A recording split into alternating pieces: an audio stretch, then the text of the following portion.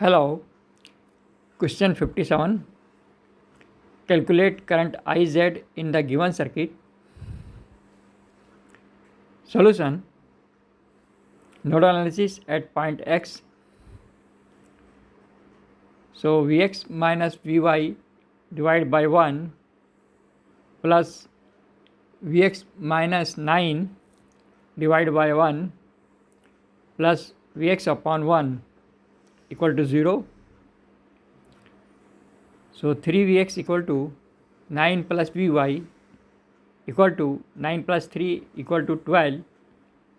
So Vx equal to 4 volt. Next we have to find Ix. Ix equal to Vx minus Vy divided by 1 is equal to 4 minus 3 divided by 1. So Ix equal to 1 ampere. Next we have to find Iy. Iy equal to Vy upon 1. This equal to 3 upon 1.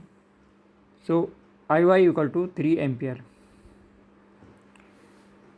Now we have to find Iz. Iz equal to Iy minus Ix equal to 3 minus 1. So Iz equal to 2 ampere. Okay, thank you.